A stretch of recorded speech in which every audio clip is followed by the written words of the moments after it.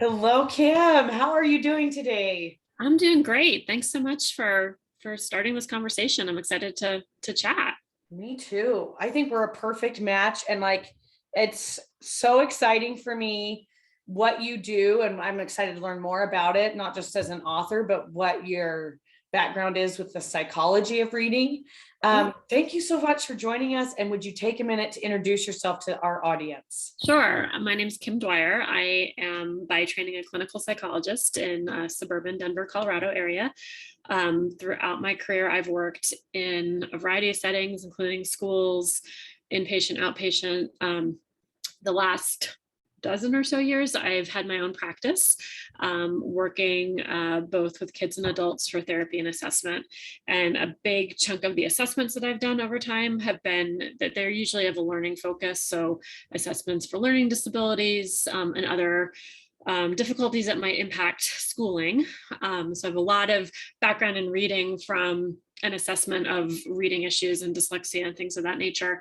Also worked a lot with both kids and adults, but mostly around anxiety, transitions. And a big chunk of that with working with younger kids is really giving them the tools to articulate their feelings so that they, rather than having these big sensations that are hard to do much with, Right. but maybe turn them into behavior, by giving them the tools of expressing themselves with, this is how I feel. This is what I need right now. This is what's bothering me, can really help them to seek support, to use, a strategy to manage their feelings and essentially to get their needs met. So that's kind of like my formal training. But I've always loved writing, always kind of pictured myself eventually as an author, and have actually been writing off and on children's books since my oldest was pretty little, so probably like the last 18 years. Wow. But just published my first children's book. And in the past year and a half, I published two nonfiction books geared more towards an adult audience. We could talk a little bit more later. So I'm an author, I'm a psychologist. First and foremost, I'm a mom. I have three children, ranging from 13 to 20 at this point. Yeah. You are a busy lady, and I am so thankful you gave such a thorough introduction. So I didn't realize that you were like both a therapist for kids and adults. That's awesome. Yeah. I think that would be hard too, but that's awesome because sometimes that the disconnect is between those two age groups, right? So I mean, that's awesome, giving parents the tools to work, through things themselves, and then also to be able to help their kids. Sure. And like you said, giving the kids the tools they need and to be able to express their emotions. That's just huge. And then you became an author. Yeah. So, I mean, I was definitely going to talk to you about that today because writing is such an expressive form of art to me. But I think it's incredible that with all you have going on, and that you have kids. I mean, I know that sounds funny because I have kids too. But for example, this is my last podcast of this season. Baby number 3 is coming in January. Very exciting. It is exciting. And it's very apparent that it's time for me to slow down. My body is been going through the paces after releasing a book in September. So I think, did both of our books come out in September? I think so. You had 2 books come out in September. I had 2 books in September. So I released, I'm just looking for it. I released Rocky's Christmas Journey, which is a children's. Yes. I love seeing the cover. Yeah. That looks darling. Yeah, chat about that. And then I actually only have the proof cover, so it's got a kind of ugly gray line across it. But this is the book, Mindful Mondays, that I released. That's more for an adult audience and is nonfiction. So this is strategies for everyday mindfulness practices. So really the power, I think, of mindfulness is getting it off of sitting with our eyes closed and meditating and into, the full on life, right? With different things that get thrown at you throughout life. So, yeah. Oh, I love and then my other book where I'm looking for it. Where is it? And this was one you wrote a while back, right? So, yeah, well, not too long, actually. So this came out, sorry, I thought I had a copy of it right here that I could show you, but I don't have it. It's called Intentional Private Practice Workbook, and it came out in June of 2020. So like one of my last things I did in my real office before the quarantine shut everything down was to send that off to the person I work with for formatting to get it formatted. So that was like in March, and then was able to release it for sale in June. But that's really geared towards a mental health business owner audience. So it's a really very specific niche. But that was the first one I released. Yeah. And that was a workbook, you said, right? Yes. Yeah. Mm-hmm. Oh, that's cool, man. You have been so big. Yeah, it takes people through how to launch, grow, and redefine if needed their business. Yeah. So, and this is a little random. I meant to ask you back in the beginning when we were chatting, how did you come across For the Love of Literacy? Where did you first hear of it or hear of the show? Yeah, so I have a wonderful assistant, Erin, if she's listening. Yeah, and I talked to her this morning. Yeah. So Erin's been researching different podcasts and outlets that, for people who share just a passion about children's literature and families and connection. And yours was one definitely that we came across that way. So yeah.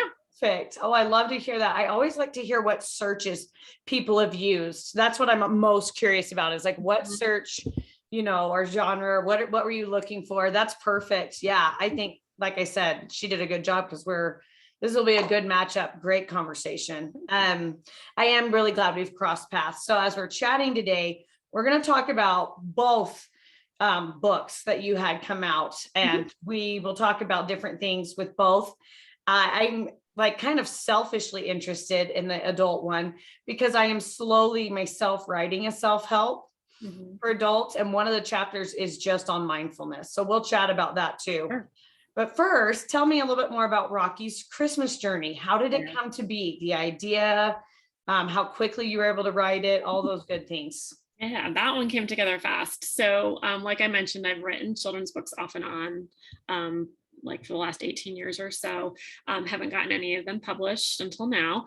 But I have several. I probably have 6 or 7 manuscripts, like 3 or 4 of them I've worked with an editor on, and like they are good to go. And that was definitely something I toyed with, is should I self-publish a book? What should I do?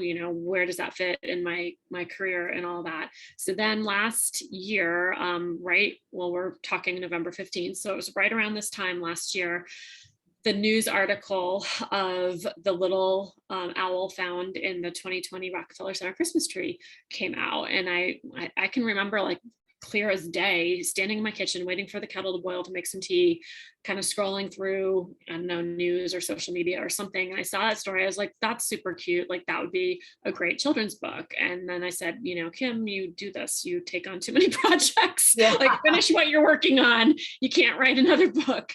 Made my tea, went to go do about my work. And the idea, like anybody listening who is a little bit more on that like creative intuition side, like that idea kept coming back to me, like, you need to write this book, you need to write this book. And I was like, all right, to shut up that part of my brain, I'll do a quick search on the story. Because I don't even know if I had read the story or just saw like the headline. So then I like searched the story, read all the material I could find, which wasn't a whole lot, about this little owl that got nicknamed Rocky, and read those articles. And then I started researching. So the owl is a saw-whet owl. They thought initially that it was a baby owl in the tree. It's actually a full-grown adult owl, but they range from like 1.8 to like 4 ounces. So they're teeny tiny. They're like the smallest owl in North America.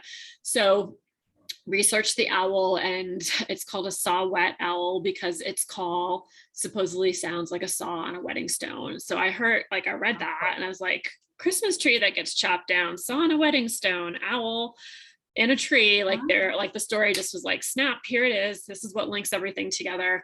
And I, spit the story out in maybe 30 minutes. It was like, wow. Here it is. And I knew, because of the way the whole publishing world works, it's not really a Christmas story, but it's topically Christmas. Right. It's not about Christmas, but Christmas tree is a big piece of it. So I knew it needed to come out, by the season leading into the holidays. So got it together really fast, got it over to my editor, worked with her back and forth, bounced a few ideas around, but didn't really have to change a whole lot to tighten the story up. And I was done with it before the holidays last year. did a quick like search of like, should I try publishing this traditionally? And then just decided, you know what, I'm going to find my own illustrator. I'm going to do it myself and self-publish it. So most of this summer, spring into summer, was kind of going back and forth with my illustrator to get all the pictures done, get everything formatted. And then we released it in September. Wow. So I think I'm most impressed by how fast you pulled that story together. That's amazing. Yeah. Just because, and I did not end up self-publishing. I did hybrid publishing with BiblioKid, but it's kind of the best of both worlds if you look at it that way, because what I most needed help with was marketing. I just did not feel like I had a background in marketing to get my book out there to all the channels, basically. Yeah.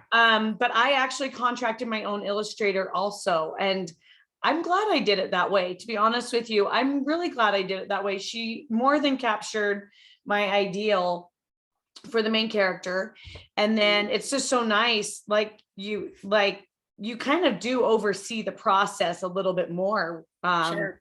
I think you just retain a lot more creative, you retain more creative control over it. Right. And, from as basic as like my book only has one person in it, but just at the end, but like, what does this person look like? And if you like leave that over to, somebody else, like they're going to see everybody different. They're going to see the tree, mine, there's the big pieces are the owls, the tree, and the illustrator that I worked with, Moran Reeder, she's fabulous. Like her illustrations are so whimsical and, yeah. I would love to like just get prints of them and put them up. Like if you had a baby and put them up in the nursery, that'd be adorable. Oh, so, yeah. Yeah, I love, I'm still actually working with my illustrator a little bit on that, but I'm like, we should sell some prints from the book because I've done little postcards and stickers for the launch, but now I'm like, no, this is art. This is really though, I love, mine are kind of more cutesy, young kid type illustrations, but you could still put them in a nursery or a kid's room. And, oh man, I was just going to ask you something that just triggered in my brain. Oh, and this was just kind of a curious question because I have a few manuscripts, waiting to go, still need to go through editing and such, but I have a few animal characters and then I've got several human characters. And I was going to ask you, what do you think is easier to write, like characterization wise? Is it easier? Or if you base it off a story, then that's nice too, with the story of the owl which is so cool. The Rockefeller Christmas tree is so cool. So that story in and of itself it was neat that you picked up on that. But do you think it's easier to do animals versus people, or do you not really have a preference? The other kids' books I've written, I think for a second, some of them have some animals in them, but the people, I don't know that I've even given animals like talking parts in the other books. One, there's a sidekick dog, and one there's like a jungle kind of thing going on. So there's lots of animals. But I've always had the person who's usually a child as the main character. With this book with Rocky, so the story starts off that Rocky needs to find a new nest. He's not a baby anymore. So he's a brave owl going off into the world, and his name changes through the book. So he's cool baby owl, then he's brave owl, then he's tiny owl, then he's Rockefeller, and then he's finally Rocky. So there's a theme through the story of separation, individuation, finding one's identity, and all that. But I don't know what owls feel like. I don't know a whole lot about bird emotions. I'm sure they do have emotions, but clearly this is really human emotions and thoughts and feeling processes just put onto an owl. So I think I used the owl, even though he really wasn't a baby owl as far as we know in real life. He was in my story and kind of grows up and becomes his own self. So I took the transitions and separation and all that from the lens of what do I know about child development and what do I see as far as emotions and how these processes play out. I love that, because I think for me, children's books should appeal to a large audience. They're not just written for kids. I always like to point that out.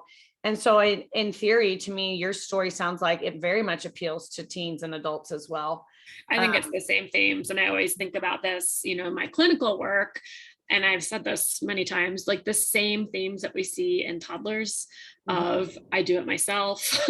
I can clearly remember once, my oldest, I handed him a spoon for a little container of yogurt, and he took the spoon from me, so irritated, opened the silverware drawer, flung the spoon in, slammed the door shut, and then very calmly opened the drawer, took out his spoon and toddled off. And I was like, what the heck was that?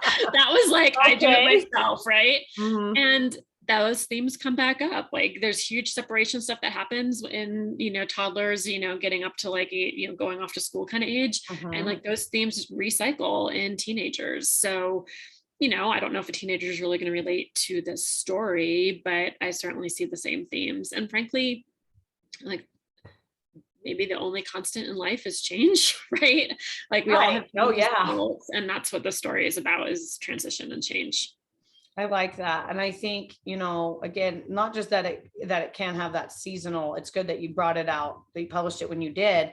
But then on top of that, once people discover it and read into all these themes, then it becomes what all children's books should be, which is timeless, something you can refer back to. It doesn't have to be put away in the Christmas books box, for example, because this has more themes in it that you can discuss with your kids as they're starting school, as they're going to a science or a sports camp for the first time, all those things. So very cool. Okay, so in relation to writing for children, tell us more about the psychological benefits of reading together. And I am a huge fan of Read Aloud. Why is it so important for us as parents and teachers to be doing that now? Yeah. So I think of like 5 areas. I'm going to start with I was thinking about this morning before we talked. I'm going to start with like most basic needs and move up to like kind of refined skills. So most basic needs is connection. And that's why we read to babies, right? Like I can remember sitting in my rocking chair, like reading the little board books, and you're not reading a story to an infant. Like they do not understand the story. They understand, here I am. I can feel warmth. I can feel heartbeat, right? I can smell mom or dad or caregiver. I can hear a soothing voice, and we're teaching them self-soothing skills and connection by doing that, and then over time, like as a child continues to grow, they do understand the story. So we're moved from, it's not just connection, it's also about routine and stability. This is a consistent part of my bedtime. This helps me get ready for sleep. This helps me soothe. This is a way that I spend time in a calm, enjoyable way with the adults in my life. So we've got connection, we've got routine. I think we also have tradition in there, and that maybe in particular comes up when we have books that kind of do mark the passage of time. So we might have special books that we pull out at certain times of the year. I was just putting together stuff for my monthly newsletter, and I like to recommend books in there. And one of the books I recommended, because it's the middle of November right now, is Cranberry Thanksgiving, which I don't know if kids still read that, but that was a book that was read to me like every year around Thanksgiving, and then we would make cranberry bread together. So we could really, build in some really nice memory and routine and tradition, by sharing those books together and talking about them and making that part of the theme. And, those traditions are important because time moves quickly, and like marking that passage of time with like there are things in our lives that are worth celebrating. So let's celebrate them together. So my own nuclear family, we have a tradition of giving the kids a book on Christmas Eve every year. So, and we usually almost always inscribe something in it, like, so it's, keepsake for them. I have friends who do like a Advent book kind of thing where they read a book every night, from the 1st of December until Christmas. Do that for Hanukkah, like read a book every night for Hanukkah. There's lots of ways that you could work books into a variety of traditions, and sometimes it's gifting the books, sometimes it's reading the books together, sometimes it's both of that. So tradition's important. And then like kind of the top of the pyramid is in terms of skills, emotion literacy. So when we share books together, we have this opportunity to talk about emotions. Almost every story has an element of conflict. Like that's what makes a story, right? Whether it's, I can remember from like high school English classes, like man versus nature, man versus himself, right?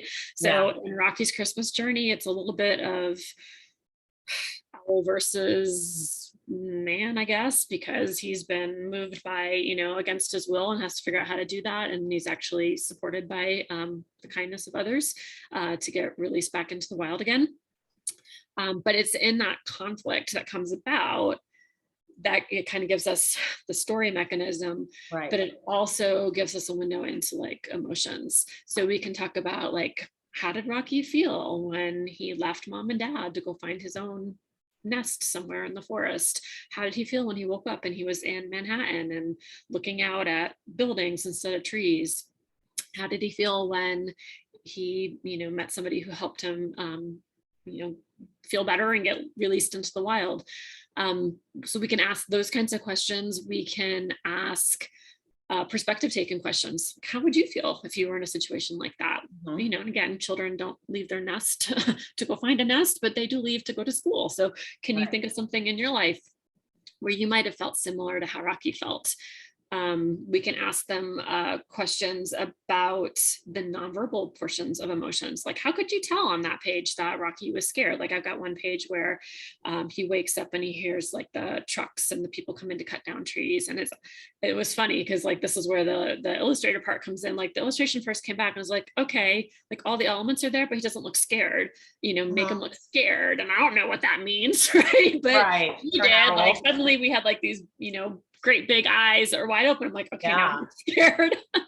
That worked. Yeah. So there, we can also ask questions like, in terms of perspective taking, like, how would you feel if you woke up in the middle of the city? And maybe a child says, oh, that'd be really exciting. And for some, it would be really exciting. Yeah. And can you think of anybody else who might feel differently? They probably have similar situations. Like one kid going off to school might be super excited about that. Another kid might be really terrified. And we can teach empathy by letting kids recognize like not everybody's going to feel the same way in the same situation, and that's okay. And if it's a time when you're feeling good, maybe you can support someone else. If it's a time when you're not feeling so good, maybe you can reach out to others and get some support that you might need. So that whole emotional literacy is number 4. And then finally, the top of the pyramid is reading literacy. It's probably the most obvious one, but I want kids to be able to read, but I really want them to be able to manage their emotions and feel supported and connected and all that kind of stuff. But in terms of reading literacy, what we know from literature is kids benefit from read aloud up until about 8th grade is the last number that I saw. So long past the age when a lot of people are reading to their kids. Right. But, the youngest kids, when we're reading aloud, to a child who's just starting to learn the alphabet, they're starting to pick out letters and they're starting to, get some sense of sound and symbol correspondence.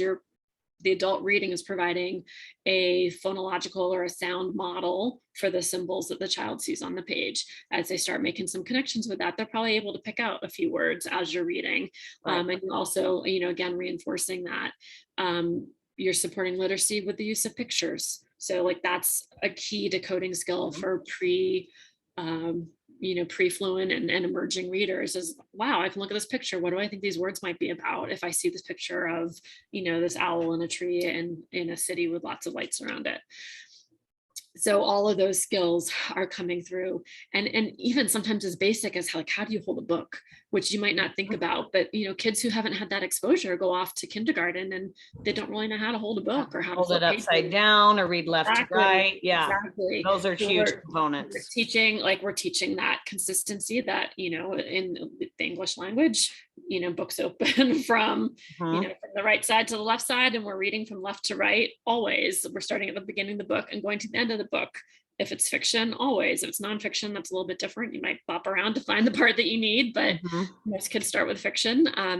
We're teaching them that stories have a beginning, a middle, and an end.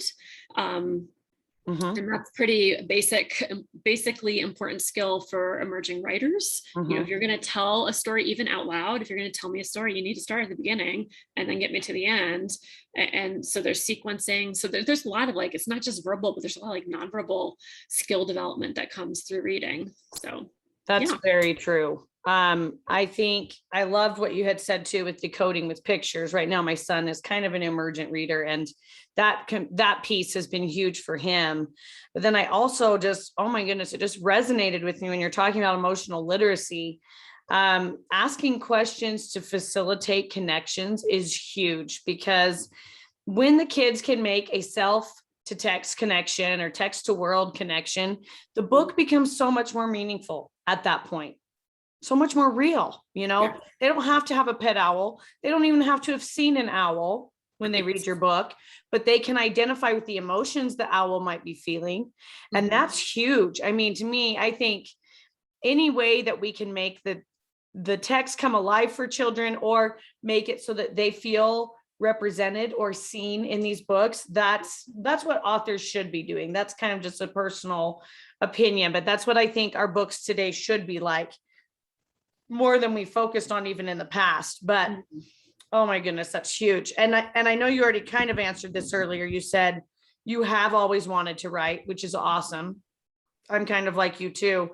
A lot of people I've interviewed on this podcast though are like they get an idea or somebody pushes them to write, and then they're like, oh, I guess I can write, that it's not right.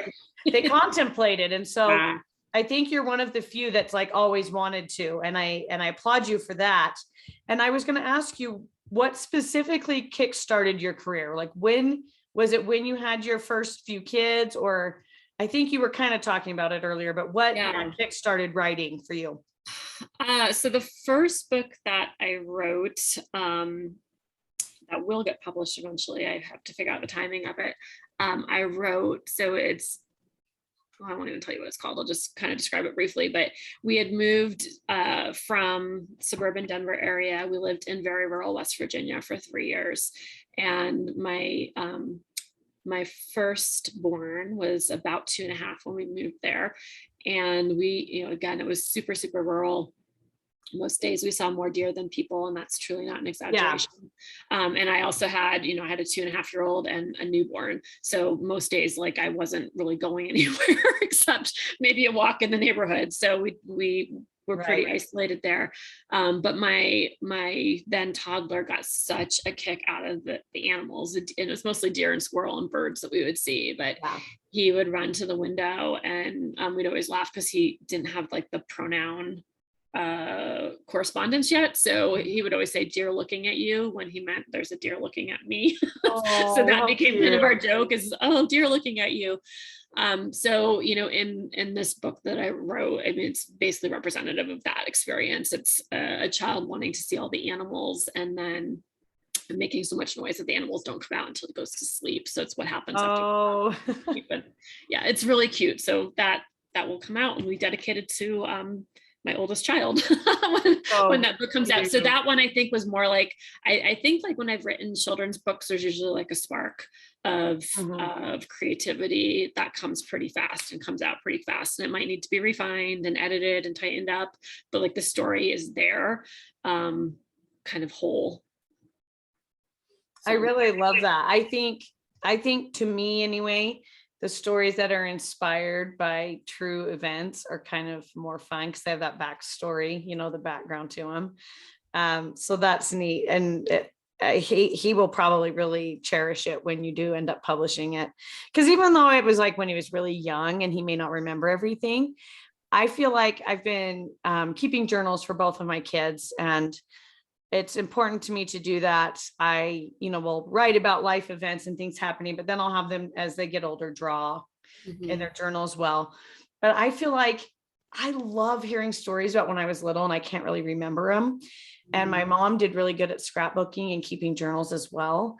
And so like when my daughter says something that's just too funny, like you said, with the inside joke almost of deer looking at you, her favorite thing right now is to say, what is that person's actually name? Because her name is Lillian, but we call her Lily. So she knows that Lily is her nickname, but it's an actually name. So it's so funny. We'll go through the whole family. We'll go through friends in our neighborhood, preschool, whatever. And it's cute. But I want her to know that she said that when she's older, and it's a phase. It's such a great illustration too of like, when kids start to understand relationship, because like your actually name is not mom, right? And she's asked me that too. And then it's cute because she knows my real name is Katie, but she knows that she's one of the few people in the world that gets to call me mom or mama. So she hasn't, at least yet, maybe when she's a teenager it'll change, but she hasn't been like throwing out my real name, my actually name. She'll still call me mom. But it's just, oh my goodness, so fun exploring all these concepts with kids. And like you mentioned, the literacy connections that we make with them, so important. We're going to switch tracks just a little bit for a minute to talk about Mindful Mondays. Sure. I'm so curious about it. Yeah. Tell me how it originated. So I know what your background is now. I know like Sure. your degree and who you've worked with. Mm-hmm. I love it though, because I will flat out admit that mindfulness is one thing I really struggle with and that I need to improve on. And it's not just because I'm a busy mom, though I could use that as an excuse. It's my personality. I love to be busy. I love to stay busy. I'm always planning more than I can really fit in. And that was why I made it a chapter. My book, my self-help, self-publishing book is going to be about finding and seeking happiness.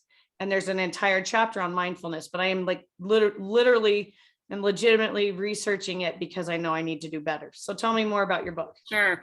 So unlike the kids' books, well, maybe that's not true. Maybe I'm going to contradict myself. All right, I'll start with where I started with that book. So I started writing Mindful Mondays actually as a series of LinkedIn articles.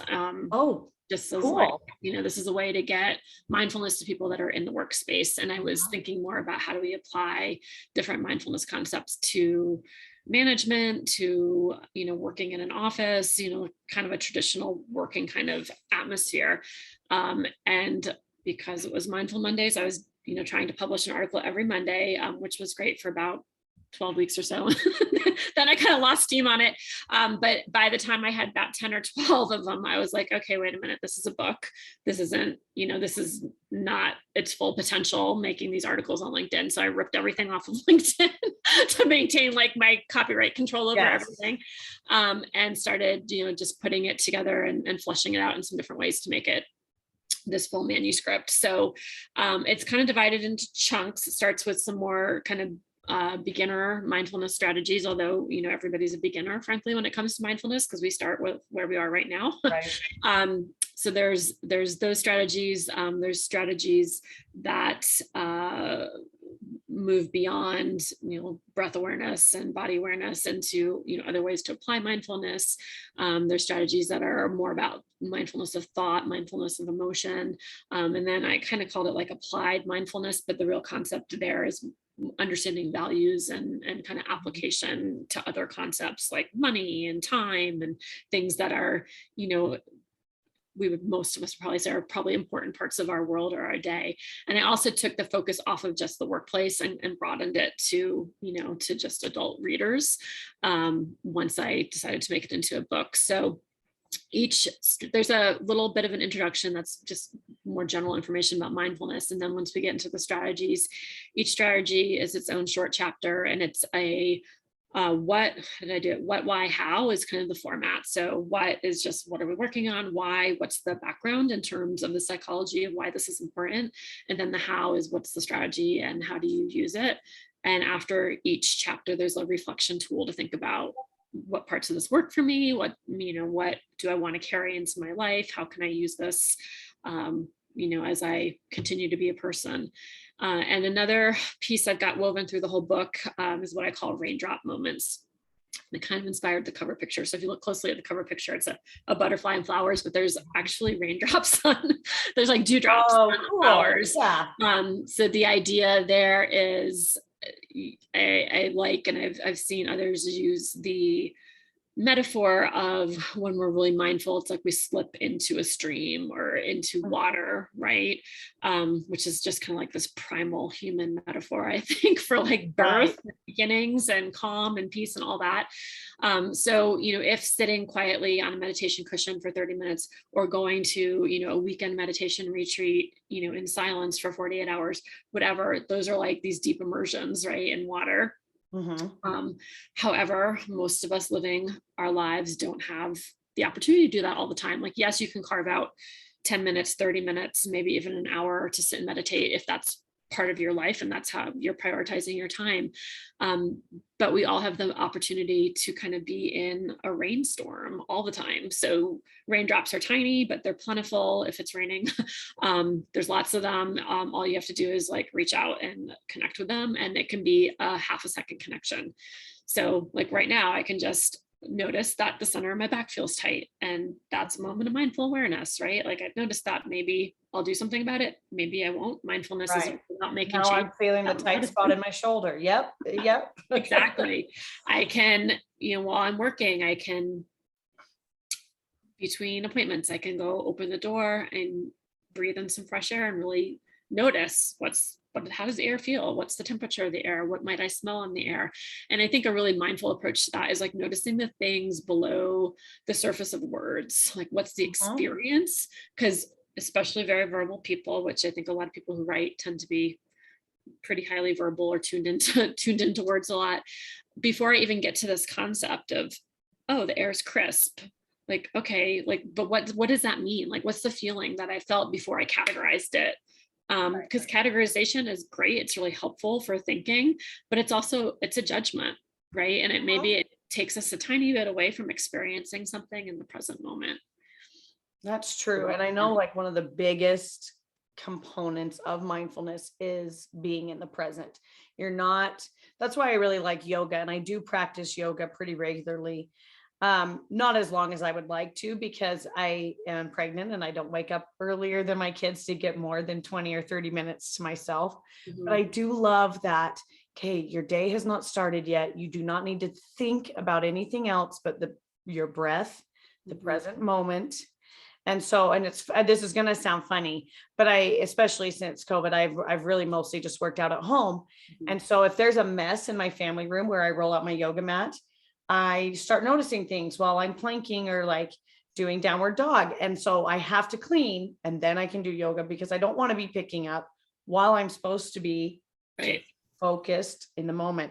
So I think that's really huge. And like you said, also just kind of noticing the meaning beneath words, beneath connections that we're making in our mind, just taking that time. So I'm really looking forward to checking your book out, because I know it'll be helpful for me. It'll further my research too, I'm sure, with how mindfulness helps us create happiness, in ourselves too. And I was going to ask you what you hope to inspire with your writing. That's kind of a broad question, because it can be both with your children's books and with that. But yeah, if you want to take a minute to answer that, I think it's always nice to know what the author's intention is, Yeah, I think if I could just boil it down to one thing, is empowered, healthy living. And that would span like everything that I've written. So, Rocky, at the end of the book, there's a story behind the story. So kind of the true story of the owl, but then there's a caregiver's guide of questions, just as a springboard to get parents who maybe aren't so well inclined to like talk about a book, like what are some ways you could talk about the book with your child. So, empowering parents to make that connection, empowering kids to have the language to talk about how they're feeling. Mindful Mondays is just all hopefully starting very basic with strategy. So if mindfulness seems like, I'm not psychologically minded, I don't have time to sit on a meditation cushion for 30 minutes, like this isn't for me. Like the reality is it is for everybody, and you're probably already doing some of it. Maybe I'm sure everybody has moments when they're mindful, whether they're aware of it or not. But recognizing, we can do that. And there's so much power. It's a little bit of an aside, but I'm thinking about it now. Like there's so much power in being able to like hold both. Like we tend to be like a black and white, all or nothing culture. And I think one of the gifts that mindfulness can bring is I can experience both. I can experience, the pleasure of walking out and feeling the sun on my skin and the way that feels, especially on a cold day. And I can be irritated about something at work at the same time. Like there's room for a wide variety of emotions, and mindfulness promises nobody happiness. It does, I don't know if it promises, but it does offer a reconnection to right now. And most of the time we're okay. Most of the time for most people, the difficulties that we're having are anticipatory. And if we can come back to right now, there's often some pleasure in it. If not, there's some realness and like some real human emotion there that's part of being on this planet, the good and the bad. So, and then even like my book for practice owners, it's Intentional Private Practice. It's empowering clinicians to start a practice. And this is a whole long conversation I won't go into. Is this the book? Oh, here it is. I do have it in front of me. It's this book. Oh, so, there you go. Yeah, for video. I was like, that looks familiar. So it's really empowering people, and especially in mental health, there's kind of this divide between working in public sector agency kinds of jobs and running your own practice. And, can you really care about people and run a business? And I do believe that of course you can do both, and there's room for that. And what we really need is more passionate clinicians to have thriving businesses where they feel, emotionally and financially sustained, so they can share their gifts with people who really need it more than ever right now. And they can do it in a way that does align with their values and satisfy their values as well as what their needs are, to run a business. So again, like that empowerment part, I think is really important. That is important. Like the empowerment, I think in any aspect, whether we're giving it to children or to adults, we all can use a little bit of that, a lot more of that. And so something you said really triggered this thought in me that I wanted to share, because I agree with you that we can be having a bad day and then go outside and feel that warm sun or smell fresh cut grass or flowers and experience both these emotions. So I really like that, because there are a few children's books that try to like talk about putting our feelings into jars kind of. And I feel like that can be misleading if the kids don't understand that they're excited to try something new, but they can also be nervous to be trying it. They can even be shy. So I've got to tell you about this series. I just looked up the author because I couldn't remember her name. They are called Little Unicorn is blank. So they're different emotions. We've got sad, mad, happy, or not happy, surprised. And what I love is in the middle of each book, Little Unicorn has a breathing exercise to tame fear, to calm anger, to do whatever. And I have used these books a ton with my son. They're one of my favorite for social and emotional learning, because my daughter's the one that's obsessed with unicorns. So that's kind of how I snuck this in, is like, she'll read anything if there's unicorns, as the character. But we all need these tools, and I'll do it with them. I will sit down and we will do the breathing exercises so that they don't feel like I'm telling them what to do. Sorry about that. So that they don't feel like I'm telling them what to do. And I'm also not asking them to do something I'm not willing to do, because as an adult, I need to sit down and take a deep breath if I'm feeling rushed or angry or overwhelmed. And so, again, so that author, I didn't say her name, but it's Areli Chien Chow Chine. And I think she does the illustrations too. And it's Little Unicorn. I think there's 5 in that series. Just fabulous, because I feel like some parents might be a little intimidated because it's a little text dense, a little more than normal picture books, but there is so much gold in there, because each time there's something that's happening to Little Unicorn, he is having a good day. He's happy, but then maybe his friends forgot to share with him or include him. Then how does he feel? And how does he regulate himself to get back to those happy feelings he had at the beginning of the story? So I feel like that's more useful for kids to know, like you said, you can experience more than one emotion at the same time, and you're not crazy, and that's okay. Yeah. So more than one emotion at the same time, and you can have negative emotions, and that's okay too. Right. Like the way I treat them, in my own thinking, and when I'm working, not just with kids, adults, is they're, negative emotions are not, bad. They might be uncomfortable, but they're there for a reason. And if we listen to them non-judgmentally, mindfully, we can glean a lot of information from them. If I'm feeling really angry because somebody talked to me in a short tone of voice, like probably my value of respect got kicked into, right? Like you act in a way that doesn't feel like you were honoring respect that I have in our relationship, and that's why I'm angry.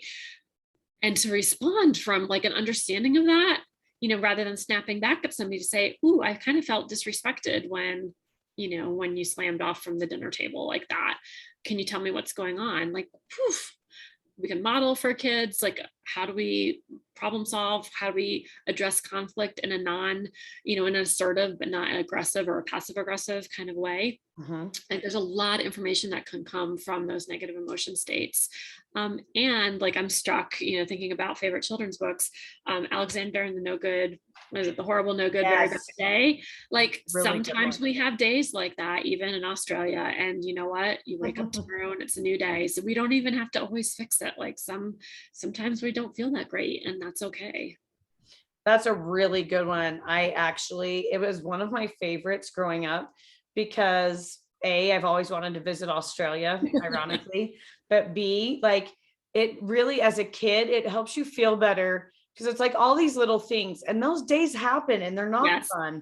When it's lima beans for dinner or kissing on TV, or he wants to, something happens when they go get their shoes, Yes, have his shoes in the color that he wants, but That's right. His brothers get what they want, but he doesn't get, he gets the boring shoes. Yeah. And it's just good to acknowledge that those days happen. And the nice part is you go to bed, even if you're not wearing your favorite pajamas and you got soap in your eyes or didn't like what you had for dinner, you go to bed and you start clean slate the next day. Exactly. So I told my kids, honestly, mommy has those days too. And I am just looking forward to going to bed tonight. We can all start over. Gosh, because it's just, and it can be like 3 or 4 things, but it makes it feel like the whole day just sucked. And it's hard to process that and how you can like make it better. So that is a really good one. I'm glad you mentioned it. So last question, main question here. What is the most challenging part of your role as a writer? And what advice would you impart to like any prospective authors and writers listening? So with the longer like Mindful Mondays and my practice workbook, the most challenging part, one of the more challenging parts with those is the continued, what's the word? I guess stamina to finish it, right? Yeah. Because like that initial creative surge gets the momentum going, but it's not enough to get you through 200 and something pages of writing. Like you have to just sit down and write. And I am more of a write when I feel inspired, which is why Mindful Mondays took me several years to write. Somebody who's a little bit more like sit down and write, maybe they would spin that out, 1 chapter a week and be done with it in a year, which was my initial intention, but it's not who I am personality wise. I'm more like you. I get the idea, I get the spark. Yeah. And then I let it sit. And then I'm like, okay, I need to carve out time each night after the kids have gone to bed or whatever it is, just when I have quiet, and write on this, because it's a fantastic idea, but it's not going to get out there if I leave it, with the first page or like just the summary of the story. Right. I'm with you there. Yeah. So the stamina for like longer books is definitely challenging. With the children's books, those ideas have generally come to me all together as like here's the idea.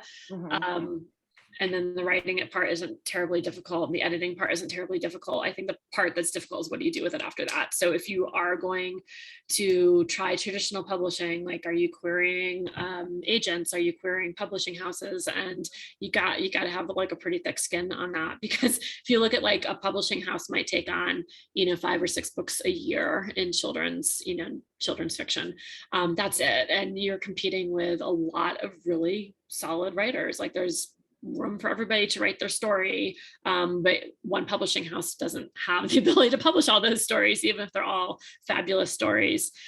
So that part is challenging, and that's what I found challenging when I first started writing like 18 years ago, and that was before even like sending queries on the internet. It was, stuffing envelopes with your manuscript and your cover letter and a return envelope to get your manuscript back if they didn't want it. Yeah.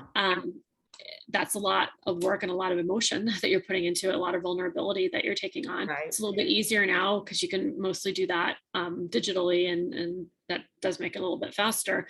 But still, like you do have to have a lot of belief in your work and a lot of openness to, it's perceived rejection. I don't think it's truly rejection. It's just not good timing, not good fit for certain certain people or certain businesses at the time.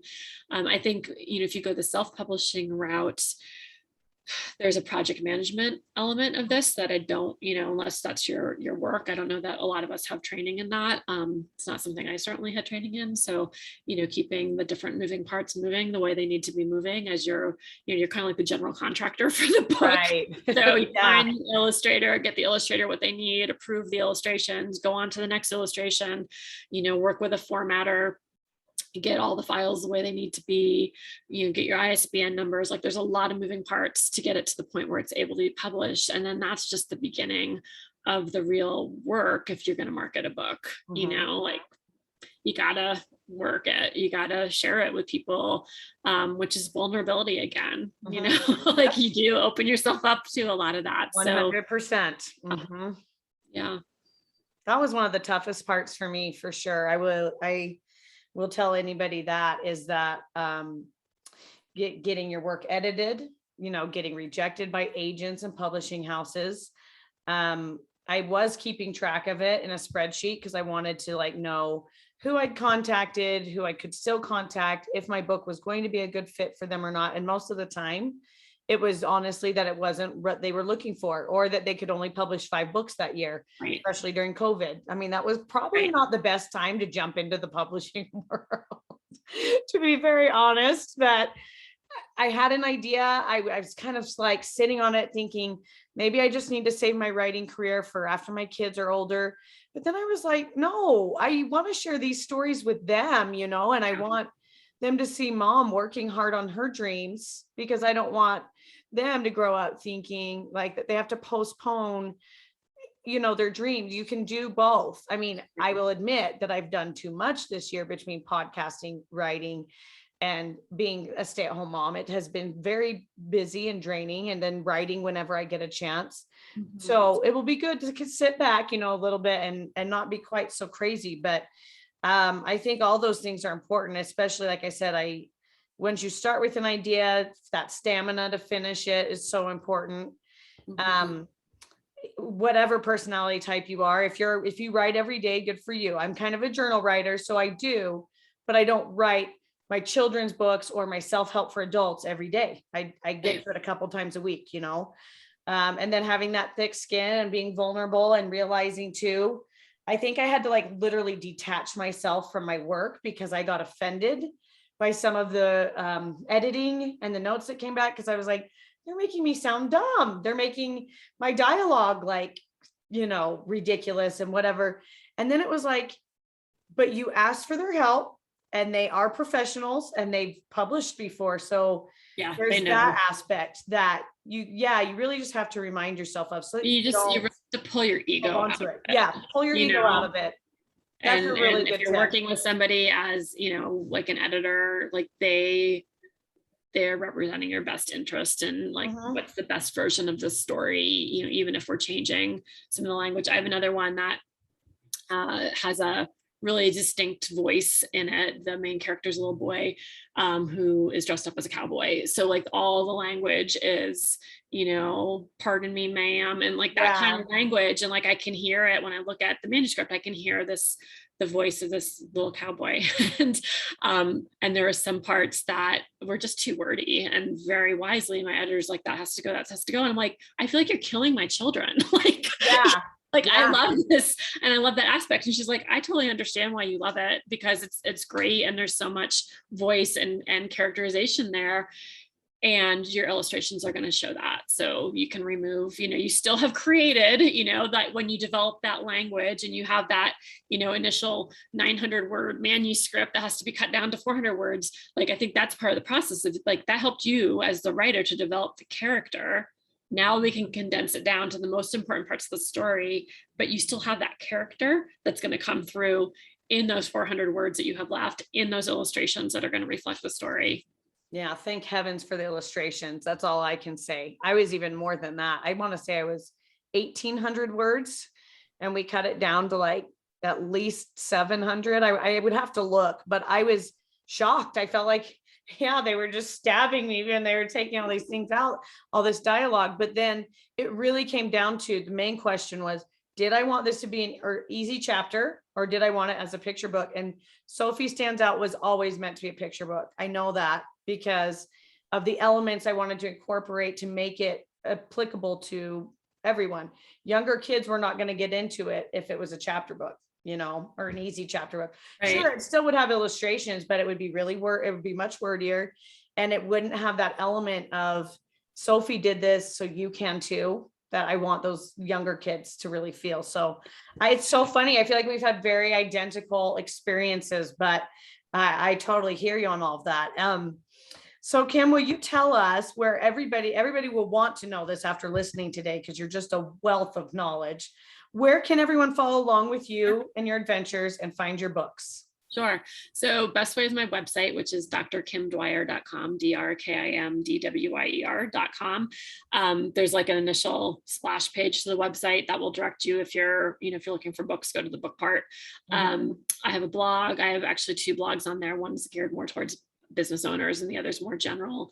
And then when you get into the book section, each book I've written has its own page. So there's some additional content on there. Like on the Mindful Mondays page, there is a brief breath awareness meditation audio that people can listen to. On the Rocky's Christmas Journey page, there's a coloring sheet that people can download, for kids to print off and color, like a simplified version of the cover illustration.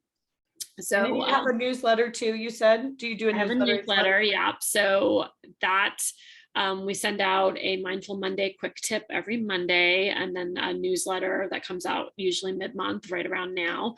And if you go onto the book page, there's like a contact us that people can click on to sign up for the newsletter. So that's probably the best way. All my social media connection stuff is on there. So I'm on Facebook and Instagram, and LinkedIn, and post pretty frequently on there as well. So yeah, I welcome people to connect however they like. So hey, books themselves, you've got to really be on that social media these days, right? Yes. The paperback of Rocky's Christmas Journey and the ebook Kindle version are on Amazon. The hardcover, and actually I've noticed, like now that I'm watching more, definitely the hardcover you can get through Barnes and Noble and other larger retailers. The way I have the hardcover published, if you went into your independent bookstore that you love and told them, can you order me this? They should be able to order a copy of it. The way I have it set up for distribution, you could get it from whatever bookstore you like. And then Mindful Mondays, similarly, you should be able to get it everywhere. It's, was published originally through Amazon, but I think it's open for distribution, so other retailers can sell it as well. Awesome. Well, thank you so much for your time today, Kim. It truly has been a pleasure. Thank you. And I'm looking forward to checking out those books. Yeah, thanks so much. It's always fun to talk about this. So yeah, thank you. And we'll be in touch soon. Okay, take care. Bye-bye.